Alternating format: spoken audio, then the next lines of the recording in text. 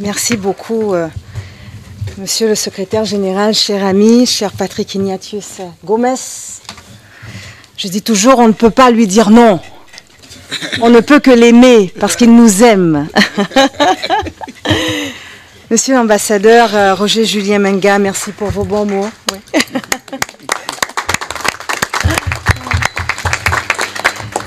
Monsieur Laurent Thomas, Monsieur Roberto Ridolfi, c'est bien d'avoir signalé la diversité des langues. Veramente è un onore per me di poter salutarlo in italiano. Mesdames et messieurs, en vos titres et nombreuses qualités, il n'y a ici que des femmes et des hommes de qualité. Chers amis, je vous salue toutes et tous avec bonheur et grand plaisir. Vous, les représentantes et représentants du groupe des États d'Afrique, des Caraïbes et du Pacifique, vous de l'Organisation des Nations Unies pour l'alimentation et l'agriculture, vous du secrétariat du Commonwealth, vous de la communauté des pays de langue portugaise, vous de l'Union européenne, notre volonté d'organiser ensemble ce symposium est pour vous comme pour nous, je pense, une évidence. Celle d'unir nos forces et nos mots, nos paroles, nos plaidoyers.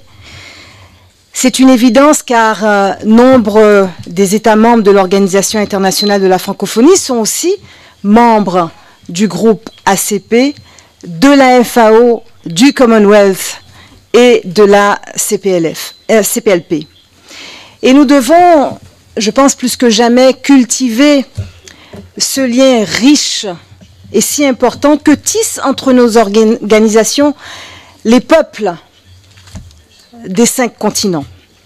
Et ce lien est à l'image de la recomposition des échanges, il est à l'image des équilibres nouveaux que nous devons favoriser, que nous devons accompagner, que nous devons institutionnaliser pour plus de démocratie dans les relations internationales et pour qu'émerge enfin une véritable multipolarité au-delà même des espaces régionaux. Et c'est exactement ce que représente la francophonie, un espace transrégional et transcontinental à travers ces 80 États et gouvernements répartis sur les 5 continents. Alors, dans cette époque de toutes les épreuves, de tous les défis, mais aussi de tous les dangers, nous avons un impérieux besoin d'une diplomatie de la concertation et de la coopération.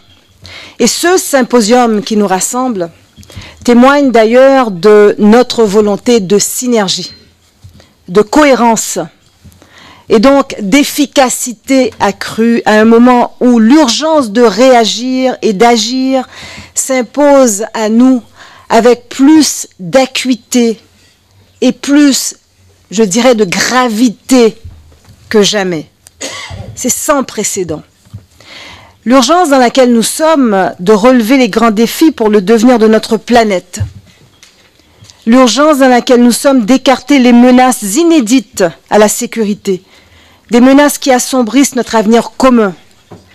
Cette urgence ne peut plus s'accommoder de déclarations ou de plans d'action sans lendemain. Cette urgence ne peut plus s'accommoder du saupoudrage, de la dispersion que nous savons, voire de la raréfaction des moyens et des financements. Cette urgence ne peut plus s'accommoder de doublons et de projets redondants, faute de concertation et de coordination entre les différents acteurs. C'est un problème. Et à nous de montrer que l'on peut faire autrement. Qu'on le veuille ou pas, qu'on le souhaite ou pas, nous n'avons d'autre choix pour réussir, nous l'avons tous dit ici, que d'unir nos forces, d'unir nos moyens, d'unir nos expertises et d'unir nos savoir-faire. Et c'est bien l'intention que nous affichons ici aujourd'hui et qui donne tout son sens au partenariat que l'OIF a voulu nouer avec vos organisations respectives. Si nous avons souhaité nouer ces partenariats, si nous souhaitons aussi les renouveler, en les réadaptant, c'est bien sûr pour mieux agir. Pour agir stratégiquement et toujours au service et aux côtés des populations de nos États membres. Et si j'ai tenu à être parmi vous à l'ouverture de ce symposium, c'est pour vous redire, en qualité de secrétaire général de la francophonie, à quel point vos préoccupations, vos objectifs rejoignent pleinement les préoccupations et les objectifs de notre organisation. Préoccupations et objectifs communs, oui, mais j'ajouterais aussitôt philosophie, vision et valeurs communes. Car nous sommes toutes et tous d'accord sur les constats, nous sommes d'accord sur les données, les chiffres intolérables, révoltants, déshonorants pour notre génération et la génération qui nous a précédés. Voulons-nous, par exemple, entrer dans l'histoire, parce qu'il faut toujours se poser la question. Voulons-nous entrer dans l'histoire comme la génération qui avait les moyens d'agir et qui a laissé perdurer, voire s'aggraver, la situation des femmes? Qui donc a dit, et je cite, « Une moitié de l'espèce humaine est hors de l'égalité, il faut l'y faire entrer. Donner pour contrepoids au droit de l'homme, le droit de la femme. » Eh bien, ce constat n'est pas le fait de l'une ou de l'un de nos contemporains. Ce constat, c'est Victor Hugo qui le dressait il y a 2 siècles, mesdames et messieurs. Alors, qu'avons-nous fait? Qu'avons-nous fait durant 2 siècles? S'agissant des droits des femmes, le temps se serait-il arrêté? Certes, il y a eu des avancées considérables, la preuve, je suis là, en votre présence, et d'autres femmes comme moi investissent l'espace décisionnel. Mais pendant combien de temps encore devrons-nous constater que dans le monde, 60% des 805 millions de personnes souffrant de la faim sont des filles et des femmes? Dans les zones rurales, la situation s'est même aggravée en l'espace de 20 ans, puisque le nombre de femmes vivant dans la pauvreté a augmenté de 50%. Oui, 50%, contre 30% pour les hommes. Pendant combien de temps encore devrons-nous constater que 60% des travailleurs précaires sont des femmes?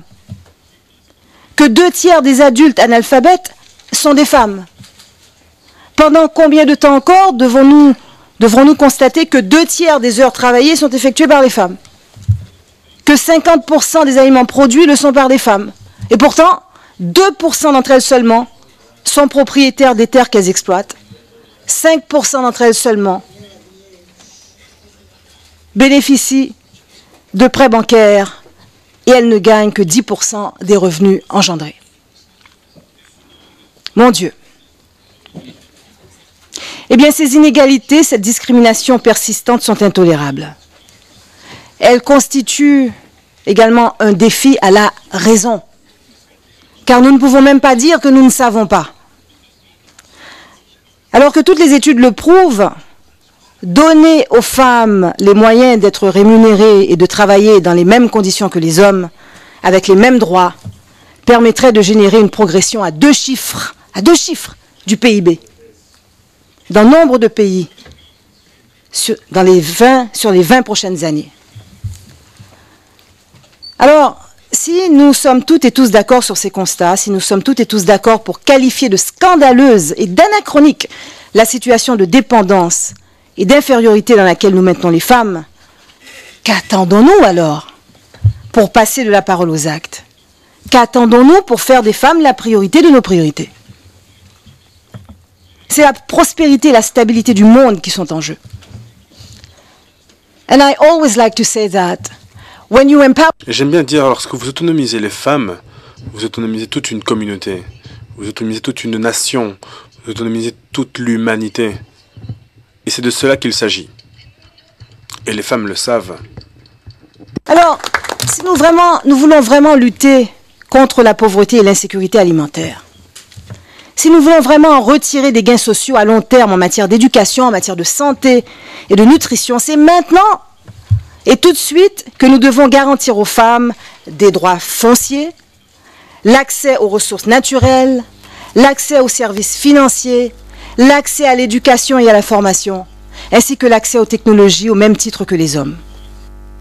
Il faut aussi une plus grande participation des femmes aux prises de décision. C'est une exigence. C'est un combat. Nous, les femmes, nous le savons. C'est un combat. Et ça ne doit pas être que l'affaire des femmes. Et je me réjouis de voir des hommes influents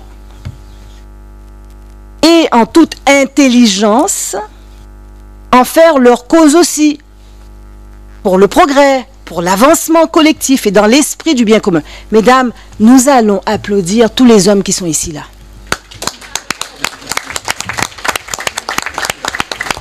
Être ici sur ce thème, c'est dire que vous êtes des hommes intelligents. Et messieurs, à votre tour, applaudissez les femmes et les jeunes qui sont là. Nous ne pouvons qu'être des partenaires de qualité et nous faisons la différence. Sans nous, rien n'est possible. C'est clair? Bon. Alors, c'est ce qui explique que, voilà plus de 20 ans, du reste que l'OIF s'est doté d'une feuille de route conséquente en faveur des droits des femmes, en faveur de leur autonomisation et de l'égalité femmes-hommes. Cette approche irrigue désormais de manière transversale tous nos programmes. Mais cela ne suffira pas, car si nous voulons vraiment lutter contre la pauvreté, lutter contre l'insécurité alimentaire, si nous voulons vraiment retirer des gains sociaux à long terme en matière d'éducation, de santé et de nutrition, je le redis, c'est maintenant et tout de suite que nous devons prendre à bras-le-corps aussi le sort des jeunes, le sort de la jeunesse. Cette jeunesse, à défaut de lui donner la parole, parlons-en. Elle n'a jamais été aussi nombreuse de toute l'histoire de l'humanité. Elle est synonyme d'énergie, de dynamisme, de créativité, de volonté, d'engagement.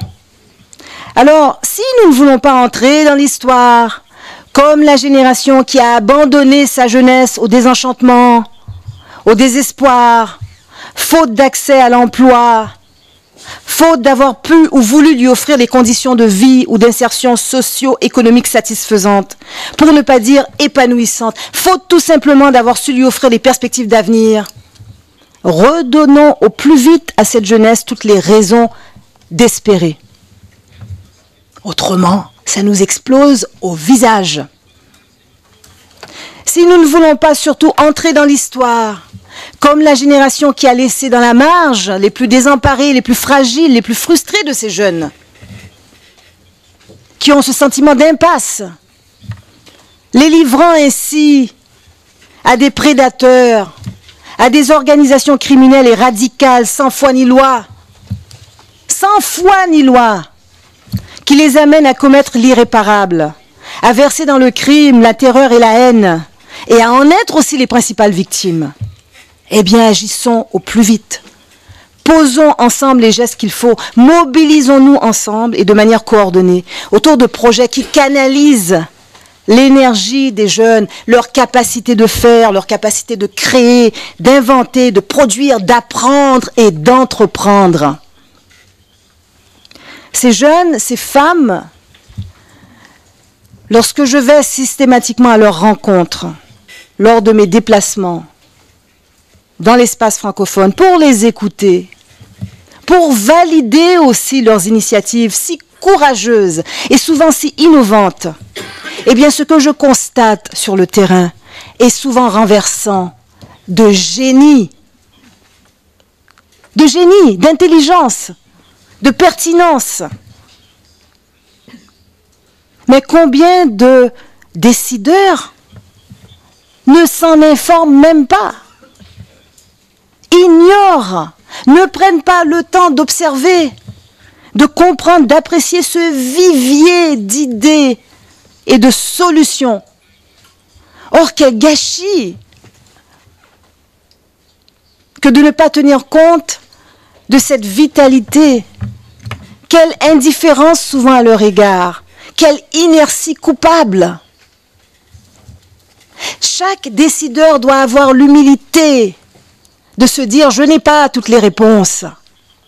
Les réponses me viennent aussi de ces citoyennes, ces citoyens, ces jeunes, ces femmes qui tous les jours agissent, vivent les problèmes et n'en pensent pas moins. Il faut cette humilité. Il ne faut pas se priver de toutes ces solutions qui viennent des citoyennes et des citoyens eux-mêmes, et notamment de la jeunesse, et beaucoup aussi des femmes.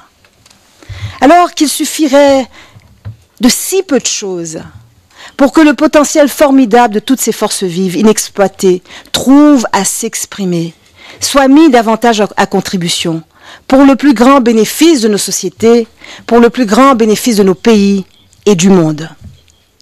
Alors, à nous de mettre avec ces femmes et ces jeunes l'épaule à la roue, d'accompagner leurs initiatives. Vous le faites, je le sais. À nous de les aider à accéder à des emplois dignes. Vous l'avez dit, Monsieur Ridolfi. De passer de l'emploi informel à l'emploi formel.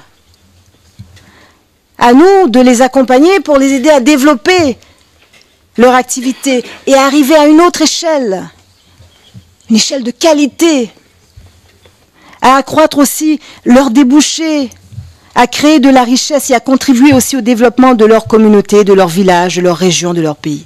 C'est une question de sécurité et de prospérité à l'échelle locale, à l'échelle nationale, régionale, continentale et internationale. Et nous le savons. Et ce plaidoyer, nous devons le porter partout, le faire entendre.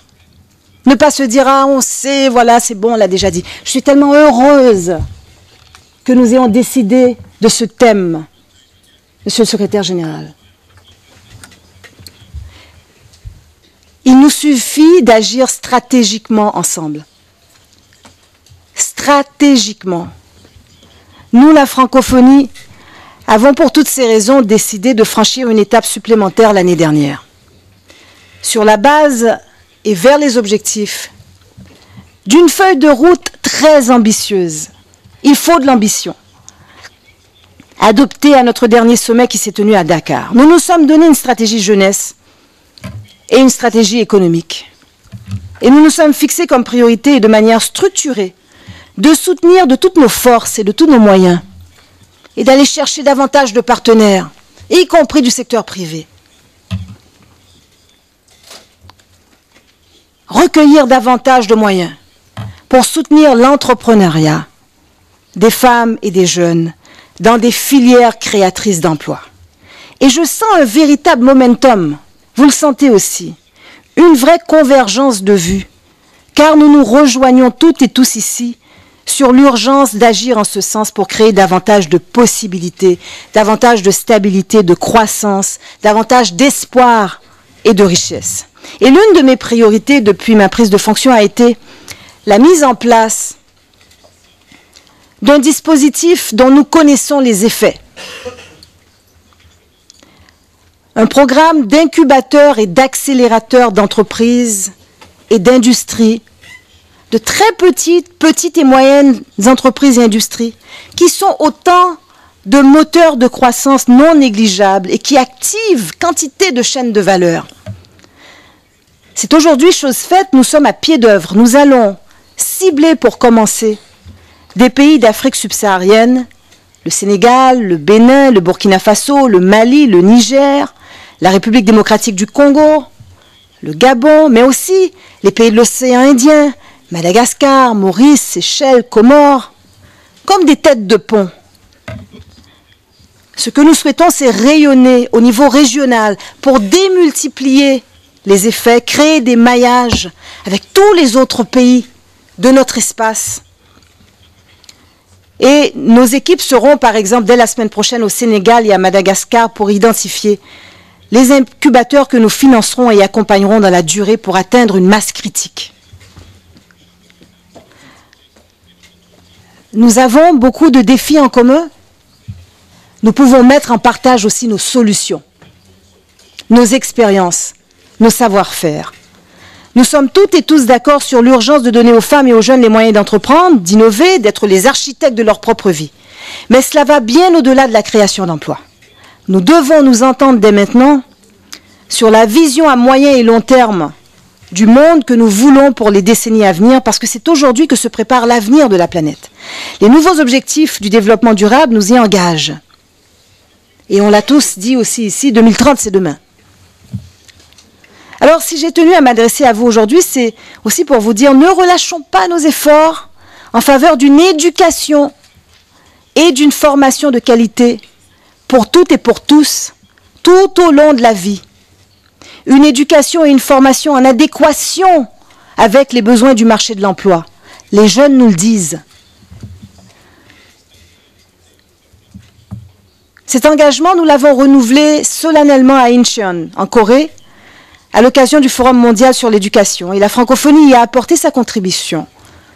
Car nous avons inscrit dès l'origine l'éducation, la formation, l'enseignement supérieur, la recherche, sur une base de qualité au rang de nos missions premières, notamment avec l'appui de nos 2 opérateurs spécialisés, que sont l'Agence universitaire de la francophonie, qui rassemble 821 universités, et l'Université Senghor d'Alexandrie, avec ses campus délocalisés sur tout le continent africain. Et nous avons lancé à Dakar, en octobre dernier, l'Institut de la francophonie pour l'éducation et la formation, IFEF. Un centre d'excellence, un laboratoire innovant, un espace de recherche qui rassemble toute l'expertise disponible au sein de l'espace francophone et qui formera sur 10 ans plus de 100 000 enseignants, formateurs et cadres éducatifs performants. Ça, nous appelons ça nos armes de construction massive. Alors, ne relâchons pas nos efforts en faveur d'un développement durable. Cet engagement, nous l'avons renouvelé solennellement. Oui, Monsieur Thomas, à Addis Abeba, en Éthiopie, à l'occasion de la 3e conférence internationale sur le financement du développement et aux Nations Unies, à l'occasion du sommet sur le développement durable. La francophonie y a apporté sa contribution car, là encore, nous avons inscrit le développement et la solidarité au sein de nos missions premières. Et ce qui a conduit les chefs d'État et de gouvernement, lors de leur dernier sommet à Dakar en novembre 2014, à doter la francophonie d'une stratégie économique, je le disais, ambitieuse. Ne relâchons pas non plus nos efforts dans la lutte contre le réchauffement climatique. Cet engagement, nous l'avons renouvelé solennellement à Paris, en France, à l'occasion de la COP 21. En français, nous aimons dire la CDP 21, Conference of Parties, conférence des parties. La francophonie y a apporté sa contribution à travers notamment son Institut pour le développement durable qui accompagne nos États membres dans l'élaboration de politiques et de stratégies nationales de développement durable et dans leur mise en œuvre dans les domaines de l'énergie et de l'environnement, qui forment et renforcent les capacités des cadres et des professionnels dans ces secteurs, qui soutient aussi la participation pleine et entière des pays aux négociations internationales sur l'environnement et le développement durable. Alors je pourrais vous parler également de la mission et des programmes de la francophonie en faveur de la paix, de la démocratie, l'accompagnement du processus électoral dans nombre de nos pays. Nous y viendrons, n'est-ce pas, monsieur l'ambassadeur? Chez vous également. Et l'accompagnement de la bonne gouvernance, du respect des droits et des libertés. Vous dire notamment comment nous accompagnons de toute notre expertise la préparation des élections, oui, dans plusieurs pays à leur demande. Car ce qui inspire confiance, confiance des peuples, confiance des investisseurs et des partenaires, c'est une garantie de stabilité. C'est un processus électoral mené dans des conditions optimales, fiables, crédibles, de manière consensuelle et inclusive, et dans un climat apaisé. Je pourrais vous parler aussi de notre mission et de nos programmes en faveur de la diversité linguistique et culturelle. Une diversité fécondante. Et parler de diversité et la promouvoir comme une richesse et non comme un fardeau ou un problème, c'est ça la modernité. assumer pacifiquement notre vivre ensemble et notre vivre libre ensemble. Notre ouverture sur l'universel, dans un humanisme intégral. Vous savez combien cette question est importante aujourd'hui. Parce que beaucoup de forces de destruction voudraient justement le contraire.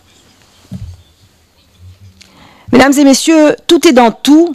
Donc nous devons mener ces missions de front, ensemble plus que jamais, relever ces défis simultanément, car on ne peut prétendre agir efficacement et durablement en faveur du développement si la paix, la sécurité d'un pays ne sont pas assurées, si l'état de droit n'y est pas respecté, si ces enfants, ces jeunes hommes et ces jeunes filles n'ont pas accès à une éducation de qualité, si les conditions d'exploitation des ressources et de la croissance économique se réalisent au détriment de l'environnement et des biens communs.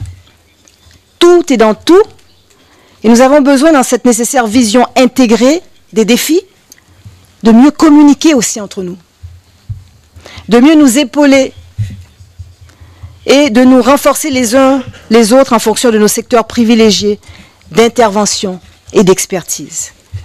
Agir isolément, nous l'avons dit aussi, si puissant soit-on, c'est se condamner à agir de façon incomplète et imparfaite.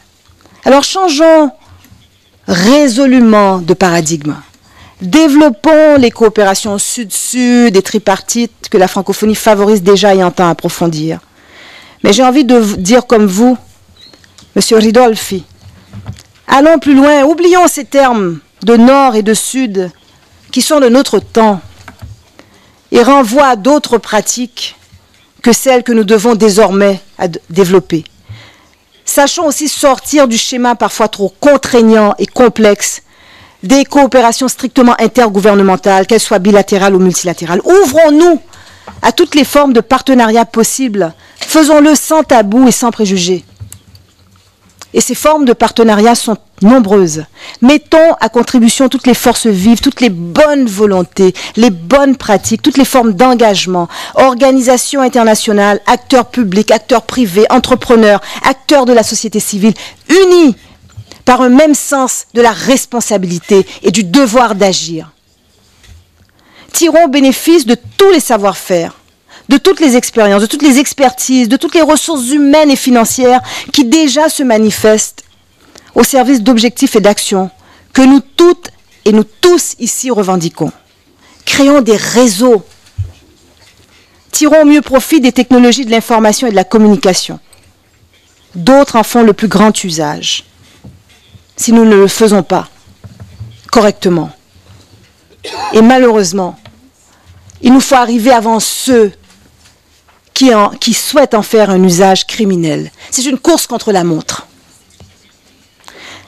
Alors cette pratique de réseautage, la francophonie l'a de longue date expérimentée. Je peux vous assurer qu'elle capitalise jour après jour sur ces réseaux de parlementaires, ces réseaux de maires, d'universités, ces réseaux de femmes, ces réseaux de jeunes, ces réseaux d'organisations non gouvernementales et de la société civile, ces réseaux institutionnels, ces réseaux professionnels qui sont à l'œuvre sur les 5 continents. On pourrait très bien imaginer croiser ces réseaux francophones avec d'autres réseaux existants. Tous les possibles sont ouverts. Et l'époque mouvementée et fluctuante dans laquelle nous vivons est un appel à l'imagination, l'invention, l'innovation, la collaboration. Alors, oui, je suis ici aujourd'hui devant vous avec la volonté de voir nos organisations mieux coopérer, de voir nos potentialités respectives mieux exploitées, de voir nos forces, nos spécificités, nos expériences, nos programmes et nos actions mutualisées. Car, en dernier ressort, ne perdons jamais de vue que nous partageons les mêmes valeurs d'humanisme, de fraternité, de solidarité, et nous devons le faire savoir, parler de toutes nos voix avec force. Nous devons le traduire aussi en actions concrètes, ensemble. Et je peux vous dire qu'au moment où certains récusent l'universalité des droits et des libertés, l'essence même de notre humanité commune, c'est la plus belle bannière sous laquelle se rallier. Alors ne cédons pas, ne plions pas devant la haine, ne plions pas devant l'obscurantisme, Ne perdons jamais de vue enfin que nous partageons les mêmes aspirations, les mêmes objectifs, au service d'un monde plus juste, plus prospère, plus pacifique. Ensemble, nous sommes plus forts. Et pour ça, je vous dis merci. Merci beaucoup. Merci beaucoup.